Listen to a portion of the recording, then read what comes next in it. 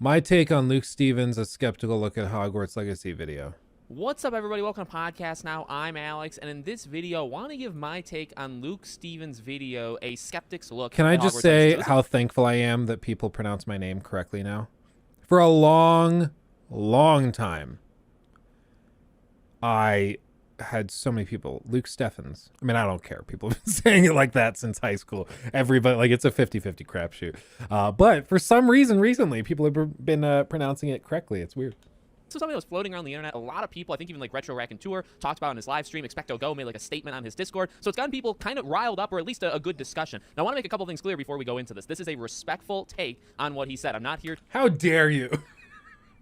There's no room for respect here. to destroy his character, because I think honestly he is a good guy. I respect him. I've heard of him and watched some of his stuff in the past. I know he does like live stream discussions or discussions just with other creators. I think he did one with Mr. Matty Plays for Starfield. I really liked that, kind of taking two different looks at the same game, but from two different kind of angles. So and by the way, one final thing, which is kind of funny, I actually have recorded and it's ready to go. I haven't uploaded it, but I actually did one final video on our expectations for this game. And expectations is a lot of what Luke talks about in his video. So generally, I get what he's going for. So it's a skeptic's look at Hogwarts. He's looking at it from the frame of let's not just think this game is going to be outrageously good just because, which I think is fine. And again, actually in the video that you haven't seen yet, I talk a lot about This is so meta, it's weirding me out. think this is going to be the game of the generation, but I do think it's going to be a really amazing game for certain people. We'll see for other people, and I go into it, so it'll be fun kind of do this and then that video after. But here's where I stand. I disagree pretty heavily with how he approached A Skeptic's Look. So throughout the entire video, he's looking at it mainly through negatives, like just trying to point out some potential flaws in the game. Again, not to like get ourselves mindlessly hyped up for it, which I understand, I actually get. The issue is, well, number one, he talks about how there's also all these positives with the game, and the only positive he gives in a 25-minute video is he talks about how accurate it is to lore, that the castle looks accurate to lore. He doesn't talk about combat, he doesn't talk about visuals, well, I guess besides how it is reflecting the lore. He doesn't talk about any other positive, even though he constantly says there are more positives. He never gives any besides just that the castle looks good. So that, I mean, I guess I can understand this, but the video wasn't meant to be a puff piece, Like, the whole point of the video was to try and counter all of the things that look really good, which I thought at least I did a decent... I tried to make clear that there was a lot of things that looked really good about the game. But it wasn't a video where I was going to go in there and like say, yeah, so there's these concerning things, but there's also this list of 23 other things that I'm really pumped about. Of course there's things that look really good. If something came up naturally and organically in the conversation, then I would bring that up. But yeah, I would say the point of the skeptic was just saying, like, there are a lot of good things, but like, I think it was one of the first things I said in the video. There's a lot of good things that they've shown, but there's been a lot of other games that have come along in the past that were very well previewed and that showed off things really well and got people hyped. But then we come to find out later that everything that was shown to us was very selectively chosen and that it wasn't reflective of the actual game's quality. So, I think that that's just a difference in maybe he was expecting something different out of the video. His video could be summarized by he doesn't know the meaning of the word skepticism. That might be the thing. We'll see if this that's continues. It's kind of one-sided, and I guess that's the point, because it's called The Skeptic's Look at Hogwarts Legacy. Next thing is his skepticism. I don't agree with the skepticism, so I do believe there are reasons to be skeptical of this game. In fact, I've talked about it over 250 videos on this channel. I do think this game is not... Jesus Christ, 250 videos on one game. God almighty. going to be a perfect game, like, just to make sure we're all on the same page. I'm not saying that this game is going to be a flawless masterpiece, which I want to talk about kind of how he addressed that as well. But I do think there are going to be potentially some issues. Basically has 3 or 4 main issues with the game. Number one is its publisher, Warner Bros. And he spends a very long time talking about Gotham Knights and talking about how Gotham Knights was kind of a broken mess when it came out. Now, I don't think it was a very long time. I think most of my time in that video was spent going through the previous games the developers done and then the monetization stuff. So one, I don't actually think Gotham Knights was a broken... Now, it wasn't a great... Hold on. You can't say shit like this and expect me to just sit here. Hold on. Gotham Knights was kind of a broken mess when it came out. Now, number one, I don't actually think Gotham Knights was a broken... Now, it... He immediately walks it back to... He's... I don't actually think that Gotham Knights was a broken... And now, like, immediately pulls it back. maybe he can justify this with some sort of spell that he learned in Hogwarts Legacy, but I don't know how you, with a straight face, argue that Gotham Knights was not horribly broken at launch. Wasn't a great game, but it came out and it worked kind of fine. Like, you didn't. I'm sorry, dude. Dude, you make good content. You're a hard-working YouTuber. Nobody's doubting that. But if our standard is going to be that it ran kind of fine, that's not good. Oh, yeah, my car randomly stops on the highway when I'm driving. It just turns off, and then I drift into the snowbanks on the side of the road. But other than that, it runs kind of fine. Like, that's not good. That's not good, man. Need pat. It wasn't a cyberpunk situation. Now, was the game kind of empty? Could you argue the live service elements that were stripped away from that game? Yeah, you could. But he didn't really mention that. He just talked about how Gotham Knights didn't come out in the greatest condition, and because of that, you have to be worried for Hogwarts. That's not true at all. I don't agree with that in the slightest. Those are two completely different companies. Now, yes, you could say, well, they all fall under Warner Bros. WB Games, right? So they have kind of like this system in place for all their studios, and that is true. I mean, like, what happens in one studio? So you just said it's not true, but now it's true. I don't get it, dude.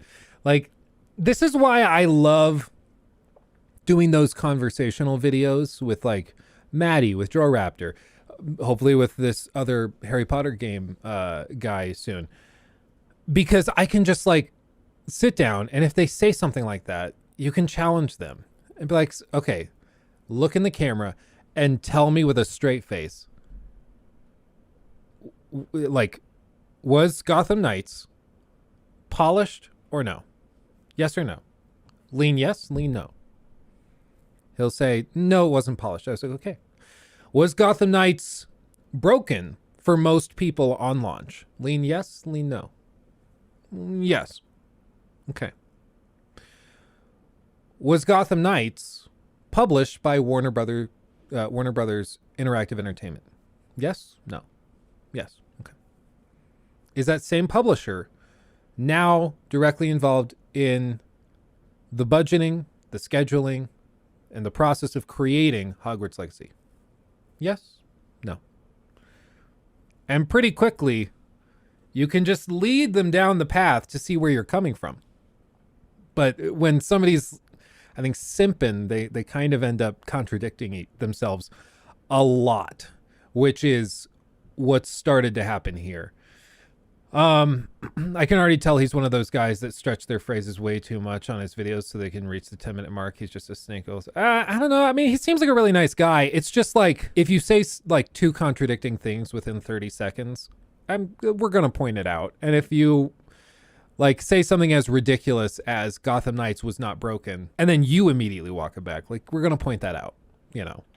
Of a certain publisher, you could maybe look for warning signs in another, but you also have to take a few steps back and say, well, let's look at each studio individually. You want to talk about WB Montreal? I kind of know my stuff. I feel with WB Montreal, they haven't made a game in 9 years, right? Their last game was Arkham Origins. The team that's... Well, I mean, they worked on a couple of other games. They did supplemental work, but they didn't have their own release. That's correct. But it's not like they were just sitting around doing nothing for 9 years. So, you know, that's a big part of it. As for the other stuff, I mean, I don't know. Well, he just said, look at the studio. So maybe let's see if he delves into the studio, because the studio, that's one that I'm probably most concerned about, because this studio's previous releases are not breathtaking. There now, almost no, I actually don't even know if there's a single soul at WB Montreal right now that made Arkham Origins. You know who also isn't at WB Montreal? Anybody who works at Avalanche, right? They're different, and their talent levels are different. What they're good at and what they're bad at are different. Now, if you want to talk about live service and the attempts that maybe like microtrain... And I think this is something like, I think this is an honest, maybe misunderstanding. The reason I bring up the publisher is because publishers are the ones that set budgets, they set schedules, they set deadlines. They're the ones that are involved in that higher level stuff. So a lot of the time, games that end up getting rushed out, games that end up unpolished, that comes from scheduling, that comes from deadlines and limited budgets. And that's a publisher issue. I don't really fault the devs most of the time when it comes to lack of polish at launch. I think a lot of the time that comes down to the publisher just being like, nope, we're putting it out. Like for Cyberpunk, that was an upper level management issue in the processing and scheduling and budgeting issue, because the game wasn't ready. The devs were trying their best, but the game just wasn't ready, but they forced it out. So I think that this is just an honest, maybe miscommunication of, like, maybe he thinks that I'm saying that they're involved in the development of the game. That's not what I'm saying at all. Which he goes into, right? That's another element of Luke's video. That's fine. We'll talk about that in a second. But the idea that because Gotham Knights came out in shaky conditions means Hogwarts would. I thought it didn't. They're two completely different studios. And that was a huge part of his video, is looking at WB Games, and they published Back for Blood, which wasn't that good, and they published, you know, all this different stuff. And it's like, well, I guess, but like every publisher has some hits and some misses. You know, for every Kingdom Hearts that Square Enix does, they make a Babylon's Fall, or, you know, they do something else. Does that mean I have to be worried for Kingdom Hearts 4? I guess maybe according to him, but. So he keeps saying maybe. Like, what is it, dude? Like, are you going to acknowledge? Like, the point of the video is not the game's going to be bad because Warner Brothers released Gotham Knights. That's not the point of the video. The point of the video is to say that there are things that can be interpreted as red flags and to show that these are not perfect institutions. They're people and they make mistakes. And the hope is that Hogwarts Legacy is not one such mistake. But, you know, that's why we have to maintain a skeptical outlook and not be hopping on the bandwagon for no reason. But not me. So, you know, again, I'm not saying you have to discount or you don't even take a look at whatsoever the other teams kind of in their ecosystem, because I do think there's some similarities, and because they share technology and all that kind of stuff. But I don't think because Gotham Knights came out means literally anything. They're two completely different things. So. But again, he just keeps saying, but maybe it does have an impact because they share technology and they're in the same purview and management's the same. But I don't think it has anything to do with it. I was like, but you just acknowledged that it did. Like tangentially, like you keep walking it back. WB Games, Gotham Knights, that was a huge, you know, thing that he kind of focused on. And then he focused on microtransactions and, you know, kind of like paying for stuff. And this one, I can see a little bit more. I mean, me, even myself, I have talked about that Dark Arts Arena, where I can see people thinking it's a big issue. I personally don't see the Dark Arts Arena as a gigantic thing. I guess some people do think it's which is fine. I mean, if that's what you want to think, that's fine. One thing to keep in mind, though, is they did actually say that there's going to be more arenas in the game. It's just that specific arena that they showed in the gameplay showcase 2, or Roman numeral 2, that's the one that you pay for. Now, is it weird that you made a gameplay showcase and 1/3 of it was showcasing a thing that's locked behind a paywall, which Luke brings up, and I will say that is very fine. Like, I understand that. Whether or not you think the Dark Arts Arena is a big deal, if you want to take a little, you know, critical look there and kind of jab a little and say, well, it is a little weird that 1/3 of one of your showcases is just on something that's blocked behind a paywall, that is a little weird. I will say that. That's definitely a little weird. But I think it just drives me crazy with fanboy types. Like, it's okay to say this is a problem. You don't have to apologize for everything. It's okay to acknowledge issues. Like, we'll respect you more. But for some reason, there's some block in people's heads when they get really hyped about something, whether it's Kojima stuff, whether it's Hogwarts Legacy stuff, whether it's Rockstar stuff, where people just refuse to acknowledge that there could be a problem. And it's like, a game can be great in all these ways. Like, if this circle cam is the game, and this circle cut out of the camera is great, but there's this little hole right up here, and this stuff sucks. You can still say that stuff sucks, and it's okay. Nobody's going to die. Everybody's going to be okay. You can still say that. And we'll look at you and be like, that's, you know what, fair. Yeah, all of this is great. This is all great, but this thing sucks. That sucks. Great, sucks. But for some reason, like, he's incapable of acknowledging that there could be a problem. And it's weird. It's weird. It's like, that part of the brain just shuts off the moment it brings into question that something could be wrong. You just, nope, don't think about it. It's fine. Not a big deal. Not a big deal. If you have a big deal, whatever, I don't care, but not a big deal for me. I think he's putting a lot more into the Dark Arts Arena than we really need to, A, and that's his opinion versus my opinion. And number two, I also believe the idea of microtransactions in general is scaring him when there's no evidence of that in this game. It's so scary. It's so scary. I think that this honestly was, again, a miscommunication. I'm not saying that they're going to fill the game with microtransactions and you're going to buy like craftable items and stuff. That's not what I'm saying. What I'm saying is that Warner Brothers previously has shown a history of aggressive monetization, cutting out sections of their games before they even launch in order to sell it separately to people. And that's something I don't like in games, where they finish content for the game and instead of putting it in the game, they cut it out and make you pay for it separately. I don't like that. The game can still be great, but that part of it can suck. But people took this as me saying that they're going to have all of this microtransaction stuff in the game, and that's not what I'm saying. As for like, I guarantee you he's about to bring up that they've already confirmed no microtransactions. Like I said, they've said that you can buy the Dark Arts Arena separately. So in a separate transaction, smaller than buying the full game. So like a small transaction, a micro transaction. Like you can buy the thing separately, probably for $5-10 when the game launches. You'll be able to buy it. So it's probably a definitional thing that they're saying no microtransactions in the game, but you will be able to buy DLC that adds sections of the game back in, even though they're already done. So this whole point is kind of a waste of time as far as I'm concerned, but I think it probably resulted from a miscommunication in the video. He even brings up Shadow of War, which I'm very familiar with, and I do know the story. But also, like, again, that's WB Games inserting themselves into the discussion, into, Monolith, and demanding that they put microtransactions in Shadow of War. Now, I guess the point is that could happen here, but he never directly kind of says that. The closest he gets is talking about the Collector's Edition. Again, I'm actually in full agreement with him there. The Collector's Edition is bad. See what I mean? Even the most hardcore fanboys can't defend the Collector's Edition. Like, yep, looks like ass. They can't even defend it. This is a really, really bad Collector's Edition. It's cheap. It's not worth $300. At least all these things are, again, my opinion. So I agree there. And you could argue, I suppose, that is an indication that WB Games is kind of inserting themselves and saying, hey, because, to not blame Avalanche. Avalanche doesn't have a say over that anyway. So maybe WB Games goes to them and says, hey, let's rip people off with this Collector's Edition. And they say, well, I guess we have to, Overlords, right? So it could be something like that. You also have, I guess, the Dark Arts Arena. If your goal is to say, it's already a bad sign because, again, they made a whole part of the game and they're putting it aside, that doesn't, bode well for the future. I mean, I suppose, like, is it a good sign? I guess not, but I guess not. So no, it's a bad sign. Pin it down. What are you saying? I kind of remember being in this spot early on in the YouTube career. You make some videos and you start to get a little bit of pushback and feedback that's maybe a little like critical. People saying, I disagree with you and you're stupid for thinking this. And you're not used to that pushback. So you start to go like, oh, well, okay, well, in my opinion, this is what it, and you start to like qualify every statement you make with, in my opinion. And, if it's good for you, great. If it's bad for you, whatever. Like, I don't care, but it's your opinion. And my opinion is that, like, you constantly are qualifying instead of just saying, yeah, this is dumb. And I don't care what you think. I think it's dumb. Once you get the confidence, just say what you think. And be like, nah, the Collector's Edition is ass. It's a bad sign and it looks terrible. Like, life is so much easier. It's just so much easier. What speed do you have this podcast now? Video set? Like 1.5, I think. So yeah, I remember these days constantly walking stuff back. I remember that.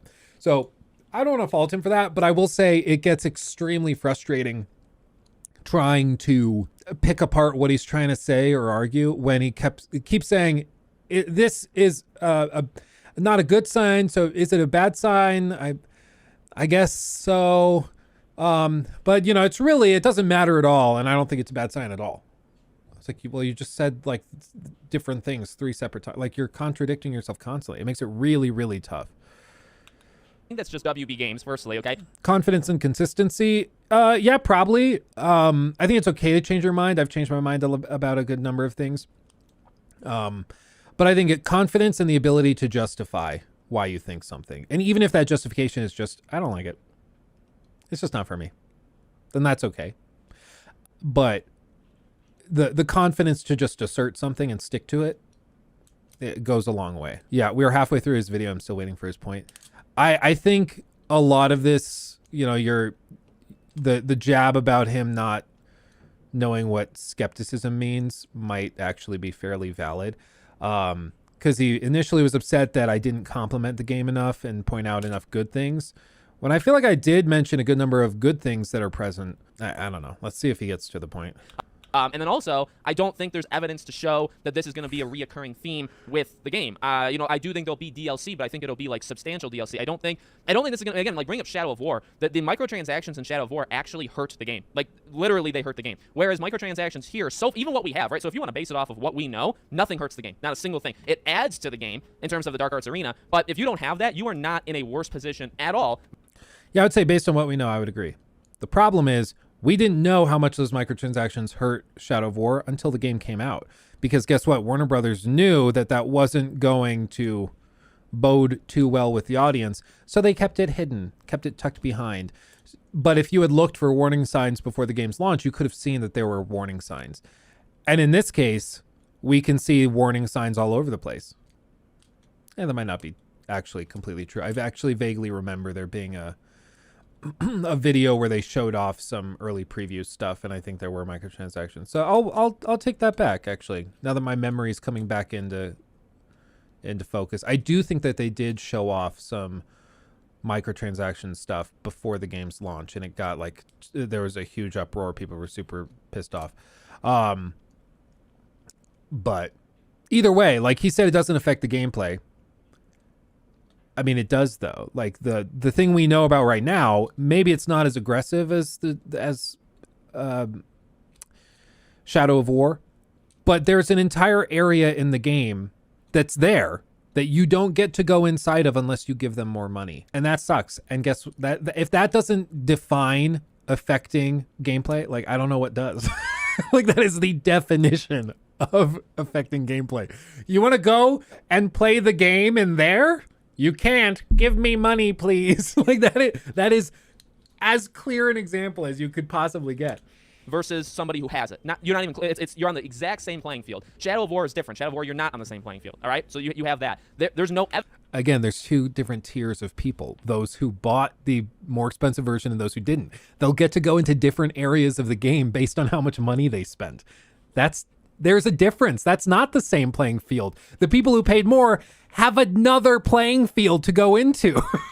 Evidence, even if you want to go based off evidence, there's no evidence that that's going to happen in Hogwarts. I guess to keep your mind open to the idea that maybe it could, but like that's not the game right now. Also, I would say I just tend to disagree with his take kind of in general because he doesn't really focus on like how about the things that I'm not saying like, oh, I'm perfect, I know all the right, wrong things to criticize the game, but he doesn't even go into like the game mechanics or like the day-night cycle or how the game doesn't remember your choices or the combat or the exploration. Like he goes over none of it, and you could find pros and cons in it if you looked at it, but he doesn't look at a single thing. It's literally WB Games and the games they published. Gotham Knights was bad, so this game is bad too, and then microtransactions. There's actually one more, and it's the studio itself in Avalanche. Now, this one, again, I feel like he's kind of on it. I don't really have too much negative to say. The main crux of this, and I actually saw somebody comment this on my video, maybe he watched this video, Luke's video, where like the last game they made was Cars 3, right? To pretend like Avalanche has always been this behemoth that maybe some people think it is nuts, right? Because it's not. This is a studio. But here's the thing. This studio was like formed. Like they specifically sought out people. They're ready to go for this kind of game. Now, can you make the argument that it still is their first big open world RPG game in Avalanche? Now, maybe a lot of these people have done it before in other places and more like support stuff, but coming all together, working on it for the first time, this is the first time they've done this. Yes, that is true. And that is something to watch. And in fact, I have called that out multiple times with Avalanche, right? Luke brings up Days Gone, which I do think is actually a pretty good example. Although, for them, I mean, they made Uncharted Golden Abyss. They didn't come from absolutely nothing. Like, I would say Uncharted Golden Abyss is a little bit higher up than, like, Cars 3. So actually, you could argue that, that Days Gone and Ben Studio is almost, like, too good, in comparison. But does that not hurt your point? Like, Days Gone launched in a pretty rough state from a studio that you're saying was better prepared for that stage than this Avalanche company is. Like, I think you're actively arguing against your own point and you don't even realize it. But it doesn't really matter. I mean, the point here is I understand it to a degree, but I also think if you don't mention it, you're completely discounting the fact that, but you adapt. Like, you look at Sucker Punch for Sony. They made a multiplayer thing. Like, Infamous 2 had a multiplayer thing, but, like, their games are single player. So what made us think that they could do multiplayer? Well, they hired people for it. And again, I'm not trying to be aggressive. I'm not trying to, do anything stupid here. But the point is, if you're going to pivot 180, I think there is a part of, as a consumer, that... To be clear, I think we'd all prefer if you were more aggressive, because at least then you'd be more assertive. Like, that's... Honestly, the reason that this video is, I think, difficult for us to take is simply because, like, you're waffling and you keep going back and forth. If you just said, like, no, I don't think this monetization's an issue because I'm really excited and I don't think that it's a big deal to have an arena that's separate that you get access to based on how much money you spend. If you just said that, okay, we can deal with that. At least then you're not waffling back and forth, Yes, for the record, this is not the Avalanche that made Mad Max, nor Just Cause. It's a different Avalanche. There's two Avalanche studios. One is like Avalanche Studios. One is Avalanche Games or something. And one made Mad Max and Just Cause and is really well known and established in the industry. And then the other one made Cars 3 and a bunch of Disney games. And that's this company. So this company is not They've never done a game anywhere near this size before. So, just to be clear. Should be aware, okay, we should probably watch out for this because this is factually the first time they've done it. I get that. But also, when you kind of skip over and you don't really, like literally when you watch his video, it sounds like what he's saying is like the team that made Cars 3 were then given the script to make a Hogwarts Legacy game and they're just going right into it, which is not actually true, right? It's another kind of like Gotham Knights situation where it's like, teams swap. A lot of, and I mentioned WB Montreal, the people that made Origins aren't even there anymore, right? Most of them. So like teams move on, some people swap in, some people. So, but like the inference from this thing he's saying is effectively like you can never look at a studio and try to draw information from previous releases because they might have hired new people in like since then. So if we're really hyped for The Last of Us Part 3, you can't do that because since The Last of Us Part 2, they might have hired some new people and fired some really good ones. Like, it just doesn't make any sense. Like, yes, they can hire new people. Yes, they hire teams and employees that specialize in this stuff. But the team, the company is there. The reason you're pumped about FromSoft stuff is because the leadership is there. The executives have been there for decades and they know how to make really good games. Yes, they hire new interns and new programmers and coders, but those people come in and are trained by the other people already at the studio. It's not like they're cleaning house and restarting with a new set of employees every year. Like, it's just nonsensical to try and argue that you can't look at previous games and then conclude that that might have an impact on how this game turns out. Like, the game could still be great, but my whole point was this is a minor league team being thrust into the World Series.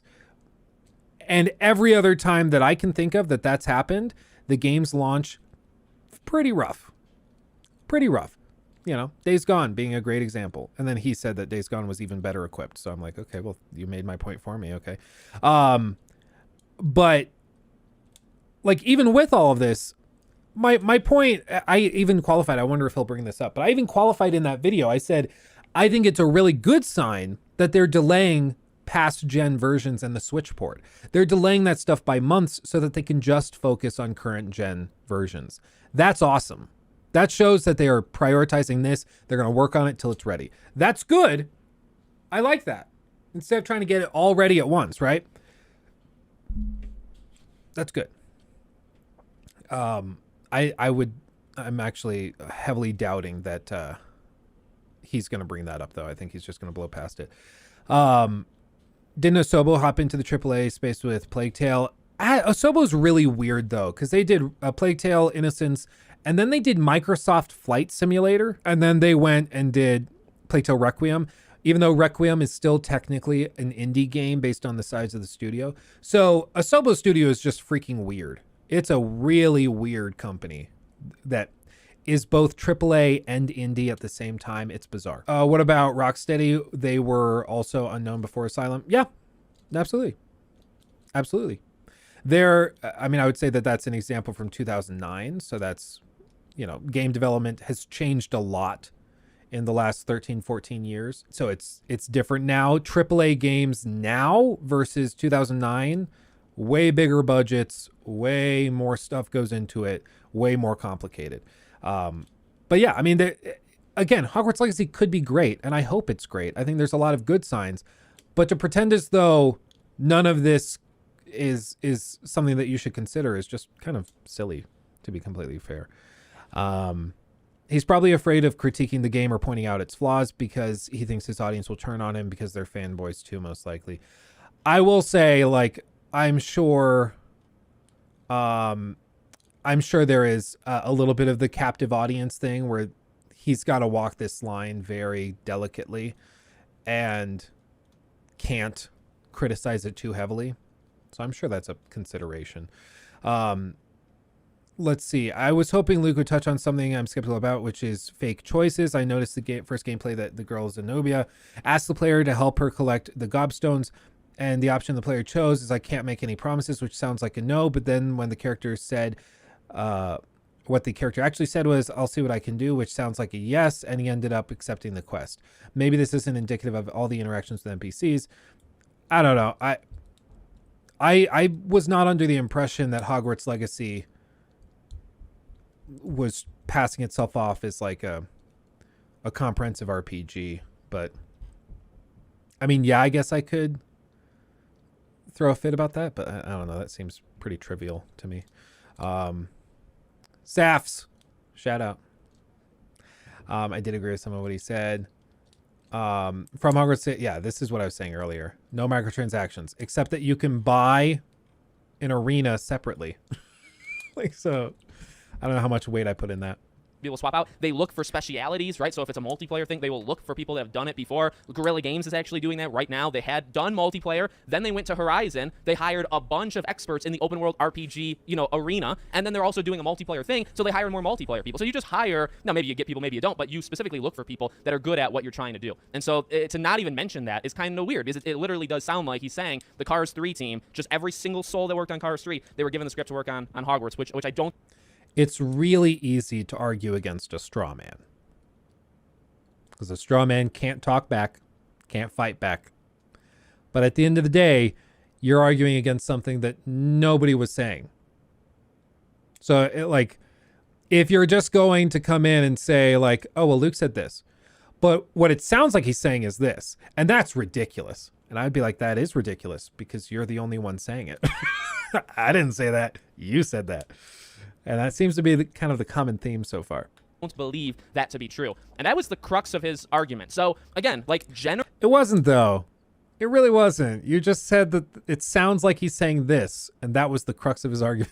Like, nope, nobody said that but you, dude. Generally, I am not opposed. This is not like I'm butthurt because of criticism towards Hogwarts. Like I'm bowing down to them. If you I mean, it kind of sounds like it. Know me, that's the farthest thing from me, right? I'm obviously very interested in this game. I talk about this game a lot, but I have no, they don't owe me anything. I don't owe them anything, right? So I'm going to say what I want to say about this game. I'm not sure if that's true, dude. You made 250 videos on this one game. I have made a ton of videos on The Witcher, tons of videos on Assassin's Creed, and, thousands and thousands of people have subbed to this channel just for Assassin's Creed stuff, for example. And I still called Assassin's Creed Valhalla a travesty of open world game development. I thought it was atrocious. And I'm not afraid to say that. But you seem mortified of saying anything slightly critical about Hogwarts Legacy. And it's weird. It's just kind of sad. Okay, let's wrap this up. We're almost there. 2x. Do believe to be a little skeptical. I actually have been one of the only Hogwarts Legacy people that cover Hogwarts quite often. I've probably been the most critical of them, right? So I'm not over here just saying nonstop positives. I also do throw in some negatives, but at the same time, this was just kind of a weird video to me. I don't really understand. There's 4 main points, and there was some things I agree with in, I guess, all of them, although the WB thing is really odd to me. So none of them are really the skepticisms that I would throw out there in regards to this game. He didn't really even look at the game itself. Oh, and one final thing. He talks a lot about, well, again, setting expectations, but I will say in comment to how he says it, he talks about how creators have a duty to make sure, and I do agree with the idea that you should not lose your integrity. You shouldn't just say something to ride the wave. I agree with that. And so in that way, I don't think he's calling out, honestly, almost any, if any, of the Hogwarts creators that we all are the circle of. I don't really think he's doing that. I think if anything, he's probably calling. Yeah, to be clear, I wasn't. I think it was in that video where I said people have a fiduciary duty to be true to their audiences and stuff. And I said, if you have somebody that calls a game the game of their dreams, and then it ends up being a pile of trash, you should question that. And you don't have to know too much about Young or anybody, but that was a little jab at Young because he called Cyberpunk 2077 the game of his dreams after playing it, and that's a problem, so that was a jab at Young. It wasn't a jab at anybody in the Harry Potter space. Calling out some of the bigger channels that have just cover all this different stuff and then ride the wave of Hogwarts and just say it's the greatest thing of all time. But I also, and this is gonna be odd, I do look at it from the other way where it's I have no right to telling you what to think. And he kind of says that, but he takes it as an angle where it's you have to almost lower expectations. It's up to us to be very, very neutral and lower expectations so we're not all disappointed. And it's you guys can think whatever you want, literally whatever you want. I'm not here to tell you what to think. I'm here to tell you what I think, and then you can agree or disagree. So if you, and I've said this before, if you want to be over the moon excited for this game, you have every right to. That's you. Now you got to be aware of things go south, and then maybe you'll be disappointed. You have to be aware of that. But that's not up for me. I have nothing to do with that. If you want to be a really big skeptic and say, hey, this game's looking awful, or it's kind of like a prove it situation. Yeah, that alone tells me he doesn't know what skeptical means. One of the first things I say in the video is that skepticism and cynicism are different. Skepticism is not being convinced of something until there's adequate evidence to believe that thing. Cynicism is what he just referred to. He said, if you want to be hyper skeptical and say, hey, this game's looking awful, that's not skepticism. I think he just doesn't know what skepticism is. Is this a torture stream? Kind of turning into one. I have to wait till the game comes out. That's fine. I don't agree. I'm not with you. But that's fine because who cares what I think? It's up to you. So I think he puts too much on the creator when it's like, yeah, I'm the one making the videos, I suppose, but I've always looked at it as I'm just a voice and you guys can hear me. I don't even think listening as in like following my instructions. No, I mean we don't really hold as much power as I think people think we do. We really don't. You guys have the option to do whatever you want, and I've always kind of as long as you respect me. In the same situation to Luke, like I respect the guy. This is not an attack. I don't hate him. I don't think he's a moron. Right? Like it's just me talking. That's literally it. If you want to say they're just words, they are just words. That's all this is. So and I view the same thing with you guys. I'm just talking. If you don't want to believe me, if you don't want to listen to me, if you don't want to follow instructions, you want to do your own thing. Good. You should do your own thing, and that's what the whole point of this is. So I'm not here to like boss you around either side. I'm not here to tell you that you can't think the game is going to be a disaster in the same way that I'm not here to tell you that you can't think the game is going to be the greatest game of all time. I don't agree. I don't think the game is going to be the greatest game of all time, but who am I to tell you what to think? That's not up to me, right? So that's how I've approached it, and I'm going to continue to. So I'll leave a link to his video in the description below if you guys want to watch it. Give him your thoughts respectfully and peacefully, just like everybody else, right? And if not, if you don't want to, who cares? Again, doesn't actually matter. Thank you all for watching, and I hope to Yeah, I would say, so for one, podcast now, I don't know your real name, I'm sorry. But I would say for one, I think you seem like a nice guy. My point of maybe advice would be, for one, I would heavily encourage you to be a little bit more assertive in your dialogue, because there were many times where you would say something and then walk it back, say something, walk it back, and it went back and forth like that. If you just said, I don't think this is a problem because of this, and you just leave it there. No need for maybes, no need for hems and haws, no need for any of that stuff. Imperium. God damn it. So I would say that. As for this stuff, I am not joking. I'm not saying anything. I do think you actually misunderstand what skepticism is. Like I said in the video, it is about not being convinced of something until there's adequate evidence. And if we're looking at Hogwarts Legacy, we start from zero and then we evaluate the evidence. And the point of the video was to look at not just the positive evidence, which has everybody hyped. We started in the video basically saying, hey, listen, everybody's pretty hyped about this game. And because of that, we're going to start kind of with the premise that people are excited for this. And then we're going to evaluate the downsides and the potential hiccups that we'll run into, because there's issues. So we evaluate the positives over here on the right, and then on the other side, or I guess if I flip it, over here we have the positives, and then over here we have the negatives, which nobody really is referencing, which is that the publisher has a spotty history, the developer has no history of games of this size, things like that. And then from that, we should end up settling somewhere in the middle of being like, it looks good, and leaving a little bit more rationally in the center. But you're casually throwing out stuff. If you want to be hyper skeptical and just be like, this looks awful, that's not skepticism. And if you say that, it just tells me you do not understand what skepticism is. So I would just encourage you to kind of dig into that a little bit. As for other stuff, I mean, I'm just a arrogant prick, but I don't feel like there was a lot for me to take away from that. Because I think most of the complaints came from a misunderstanding. Yeah, that's all I have to say. You are, but we love you. A good prick. Yeah. No, what are you gonna do? This is painful. Yeah, I don't know if we'll turn that into a stream clip or something. Maybe we will. I'm sure he'll respond to my response. Like, I don't want to be mean. I'm not trying to be mean or anything, but like, if you're going to kind of react to my content, then I feel justified in reacting to yours. And especially if you are constantly contradicting yourself, I feel like, you know, in an attempt to critique me, I feel like that's fair game. He took my thing.